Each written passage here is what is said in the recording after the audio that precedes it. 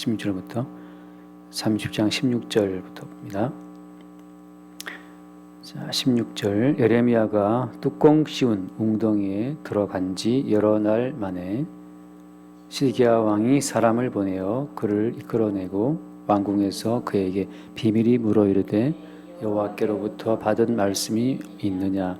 예레미야가 대답하되 있나이다.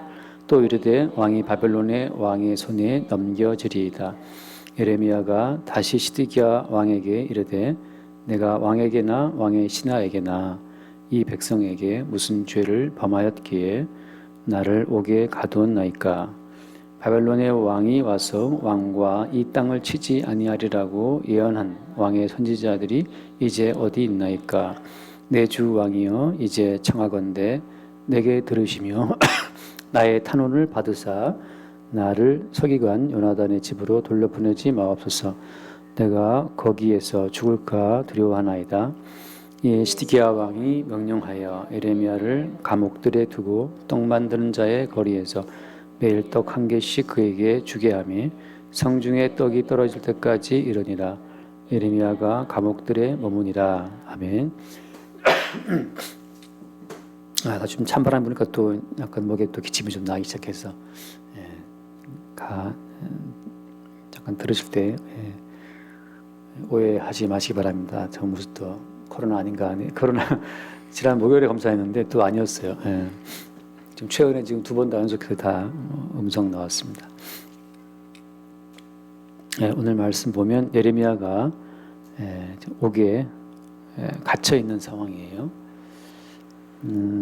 옥에 갇혀 있는 예레미야의 이 상황을 통해서 하나님께서 하고자 하시는 그 말씀의 흐름이 끊어지느냐 하면 그렇지 않습니다.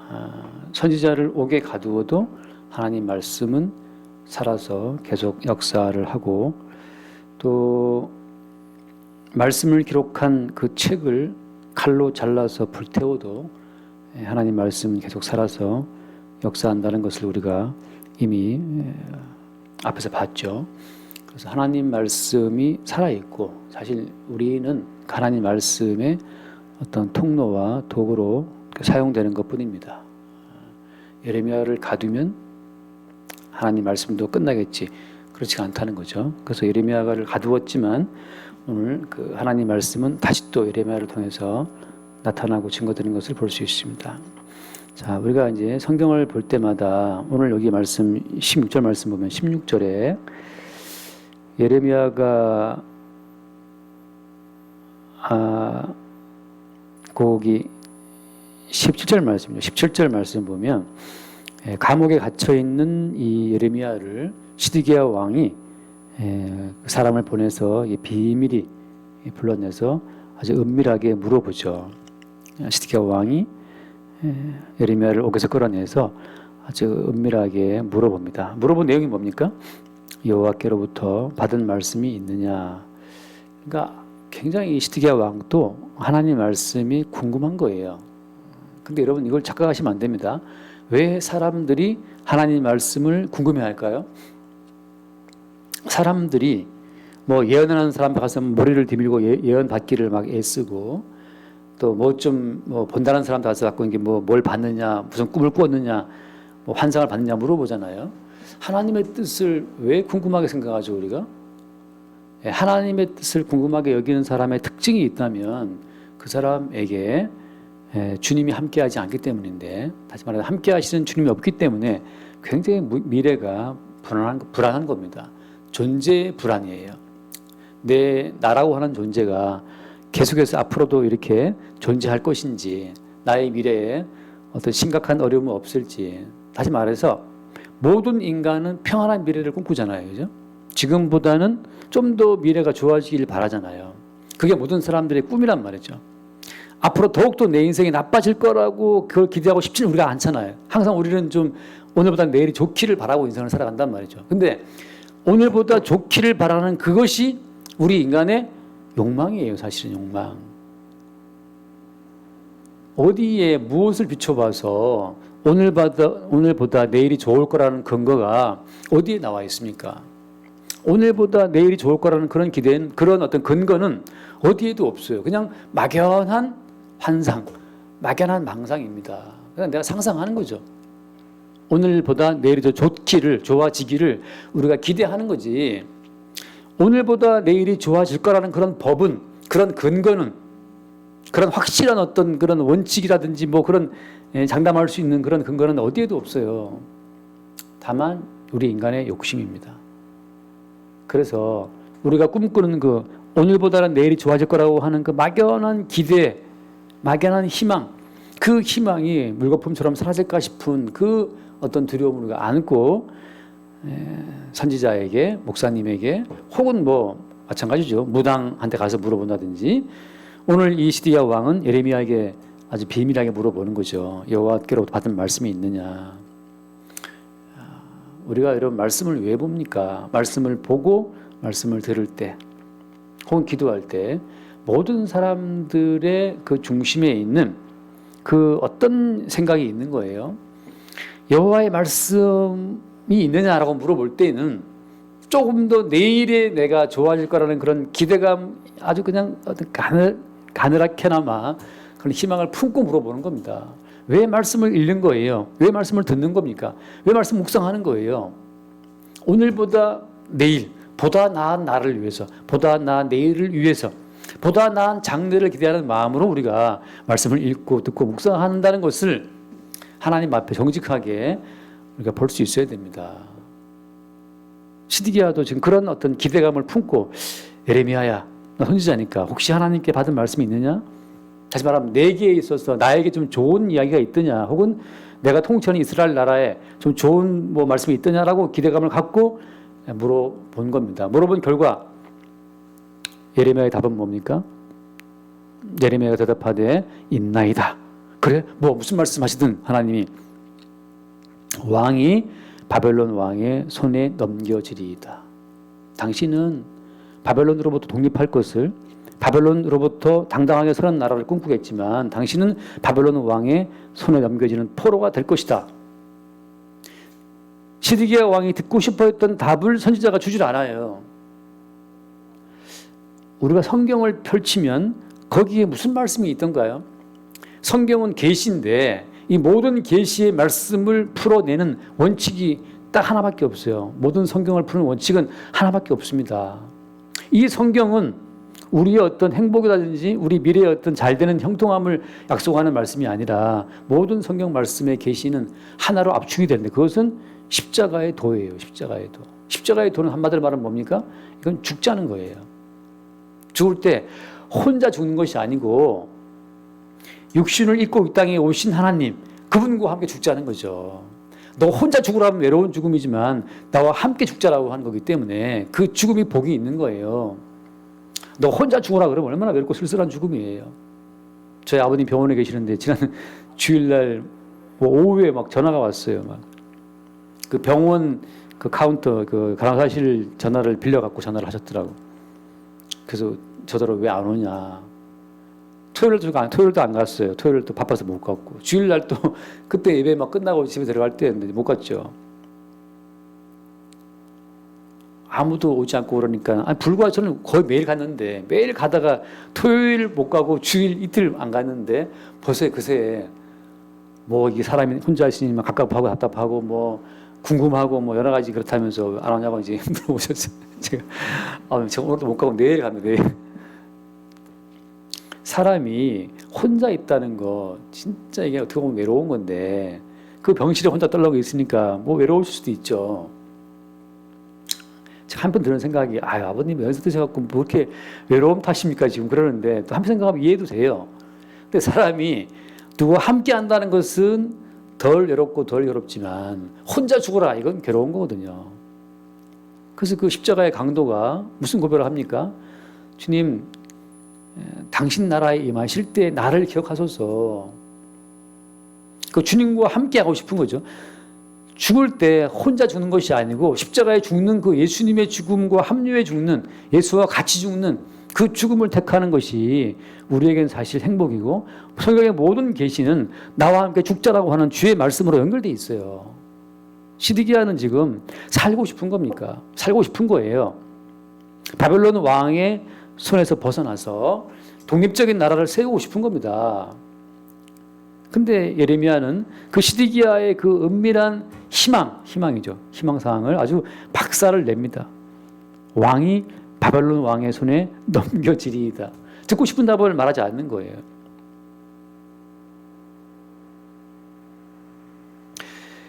그래서 여러분, 우리가 성경을 볼 때 첫 번째는 주의 말씀은 매이지 않는다는 거. 근데 그 매이지 않는 그 주의 모든 말씀은 도대체 무슨 일을 벌리고 이 세상을 그 말씀이 지금 운행 중에 있냐 말이죠. 살아있는 그 말씀이, 항상 있는 그 말씀은 도대체 무슨 짓을 하고 있는 겁니까? 이 땅을 휩쓸면서. 이 땅을 휩쓸면서 주님이 하신 그 모든 말씀은 십자가의 도예요. 십자가의 도. 십자가의 도는 한마디로 말하면 요나의 표적인데, 나와 함께 죽자. 나와 함께 죽을 사람 어디 있느냐라고 하는 거죠. 나는 죄인을 부르러 왔다라고 말씀하실 때에는 너 죄인이냐? 내가 네 죄를 안고 죽을 건데 너 나와 함께 죽자. 예수님께서는 나와 함께 망할 자 어디 있느냐? 나와 함께 죽을 자가 어디 있느냐? 예수님과 함께 망하고 예수님과 함께 죽을 자를 찾기 위해서 이 땅에 오셨고, 지금도 그 모든 말씀은 살아서 온 지상을 운행하시면서 나와 함께 죽을 자가 어디 있는가를 찾고 계신 거예요. 여기서 이제 사실 우리를 먼저 뭘 하나 고백해야 되냐면, 우리는 살고 싶다.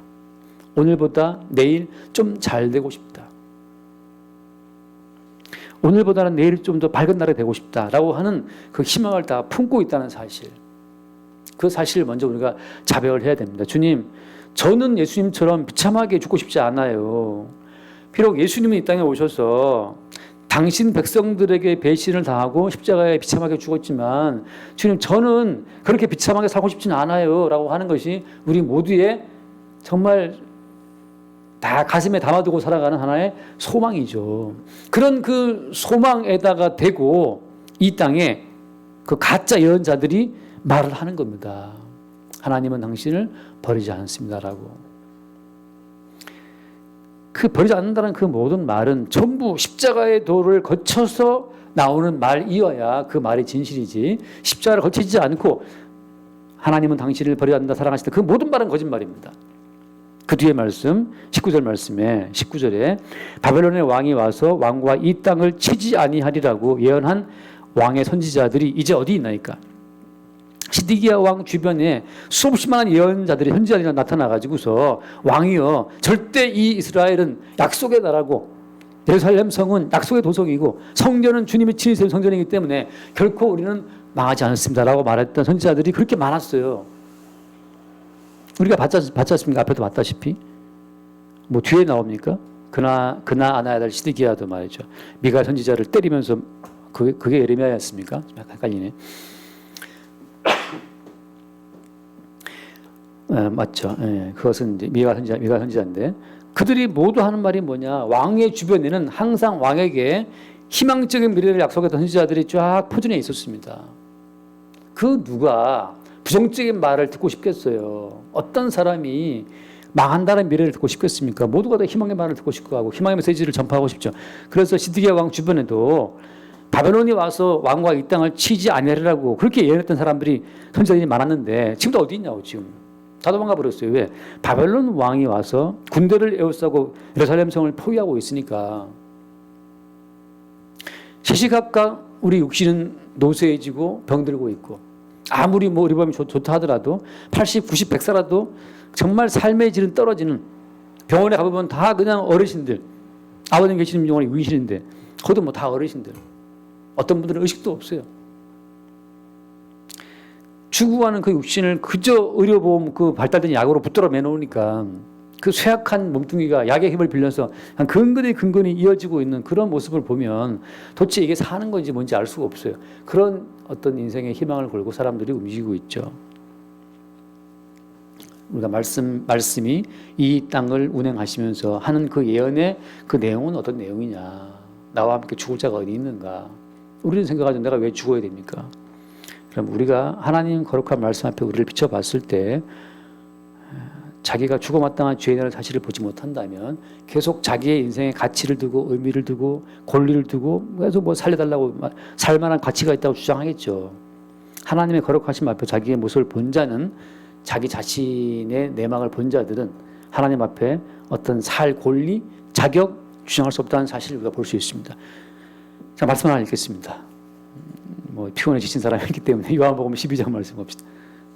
요한복음 12장 24절. 자, 24절, 25절. 내가 진실로 진실로 너에게 이르노니 한 알의 밀이 땅에 떨어져 죽지 아니하면 한 알 그대로 있고 죽으면 많은 열매를 맺느니라. 자기의 생명을 사랑하는 자는 잃어버릴 것이요 이 세상에서 자기의 생명을 미워하는 자는 영생하도록 보존하리라. 이 세상에서 자기의 생명을 미워하는 자가 영생을 얻습니다. 나 같은 쓰레기가 아직 살아있구나. 이렇게 뭐랄까요? 낮은 몸, 비루한 어떤 정신, 하나님 보시기에 결코 어떤 거룩을 만들어낼 수 없는 누추함, 누추한 정신과 누추한 본성, 내 의지로 내 본성을 통치하려고 해도 통치할 수 없는 우리의 본성.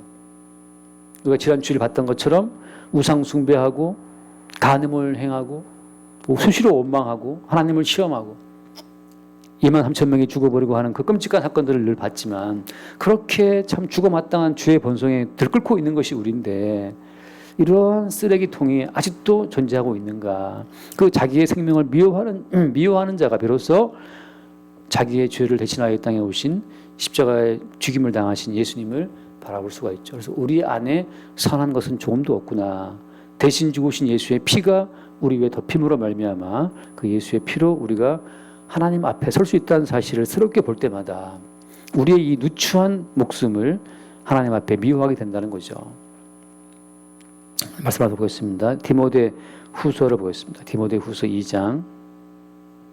디모데 후서 2장을 보면 자, 예레미야와 비슷한 처지에 처했던 사도 바울이 하는 이야기가 나오는데 사도 바울이 거기에서 감옥에서 무슨 말을 하고 있는가.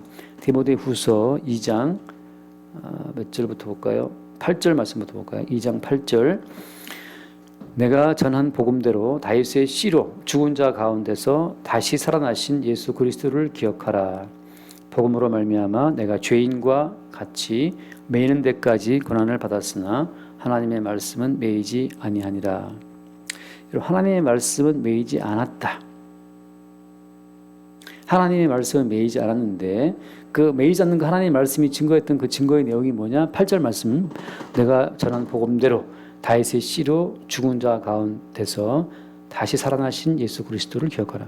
예수 그리스도는 죽은 자 가운데서 살아나신 분이잖아요. 우리 모두가 다 사실은 죽은 자입니다. 우리가 그토록 붙들고자 하는 우리의 목숨은 사실 헛개비 같은 거예요. 왜? 아무리 내 목숨을 붙잡고 싶어도 결국 우리 목숨은 사라집니다. 아무리 좋은 것 먹고 맛난 거 먹고 뭐 단백질을 먹고 뭐 닭가슴살을 먹어도 그걸 관리를 해도 우리의 근육은 퍼지게 돼 있고 빠지게 돼 있고 마침내 우리의 모든 세포는 점점 쇠단해지고 나중에 붙잡을 수 없잖아요. 우리가 알고 있지 않습니까? 이 세상은 다 죽은 자들의 땅이에요. 거기에서 죽은 자 가운데서 살아나신 예수 그리스도를 기억하라. 주님께서 그 죽음 속에 들어오셨다가 살아나셨죠. 그리고 하신 말씀이 야, 나와 함께 내가 죽는 죽음에 들어왔다가 함께 살아날 자가 누구냐라고 주께서 우리를 모집할 때 아, 주님 제가 사실 죽음 속에 있었군요. 사나 죽으나 그리스도의 것으로 우리의 모든 목숨을 주께 의탁하는 자들이 주와 함께 죽고 주와 함께 사는 거죠. 그래서 10절 말씀 그러므로 내가 택함받은 자들을 위하여 모든 것을 참음은 그들도 그리스도 예수 안에 있는 구원을 영원한 영광과 함께 받게 하려 함이라. 그러면서 11절 미쁘다 이 말이여 우리가 주와 함께 죽었으면 또한 함께 살 것이요. 우리가 주와 함께 죽었으면 또한 주와 함께 산다고 하는 것. 이것이 우리의 소망입니다. 주님께서는 나와 함께 죽자 이렇게 말씀하시는데 우리는 주님 당신 죽든 말든 나 좀 살려주시오. 그 이쪽 강도처럼 십자가에서 내려와서 너와 우리를 구원하라. 자꾸 죽는다고 말하지 말고 너도 살고 나도 살자. 이 땅에서 이 아름다운 금수강산에서 아름다운 뭡니까 강산하고 그 노래도 부르던 것처럼 당신도 살고 나도 살고 이 땅에서 천년만년 살아보자라고 우리는 예수를 자꾸 요청하고 있는 겁니다. 예수께 기도하는 모든 기도의 내용이 어떤 거예요? 이 땅에서 잘 먹고 평안하게 살고 돈 까먹지 않고 그걸 위해서 우리가 매일매일 기도하잖아요. 수많은 사람들이. 주님께서 하신 말씀은 나와 함께 죽으면 나와 함께 산다라고 말씀하시는데 오늘 시드기야 왕도 하나님의 계시를 전혀 이해하지 못하고 다만 하나님의 힘을 빌려서 그 땅을 영구히 보존하고자 하는 헛된 희망 가운데 빠져 있었죠. 시드기야 에레미야를 불러서 여호와께서 하신 말씀이 있느냐? 여호와의 말씀은 동일합니다. 동일합니다. 왕이 바벨론 왕의 손에 팔려간다. 체포돼 간다. 망한다. 죽는다. 그 죽음 속에 오히려 무엇이 있다? 죽음 속에 생명이 있다는 거죠. 여호와의 말씀이 바벨론 포로로 끌려가라 죽어라고 말씀하시면 죽어야지. 여러분 주께서 우리를 매일매일 죽어라고 말씀하시면 우리 주와 함께 죽는 길로 주님 기꺼이 제가 주와 함께 죽겠습니다. 주와 함께 수치를 당하고 주와 함께 낭패를 당하고 주와 함께 죽는 길로 가겠습니다라고 고백하는 그 고백이 정말 어마어마한 성령 충만한 고백이고 어마어마하게 주의 은혜 충만한 사람들의 고백이 될 수 있습니다. 바울처럼 나는 감옥에 매여 있으나 주의 말씀은 매이지 않는다. 그 매지 않는 주의 말씀이 전파하는 내용이 뭐냐? 주와 함께 죽으면 주와 함께 산다. 그 말이란 말이죠. 우리가 살고자 합니까? 그 누가 살고자 하는 자기의 의지로 자기의 목숨을 영원히 이어갈 수 있어요.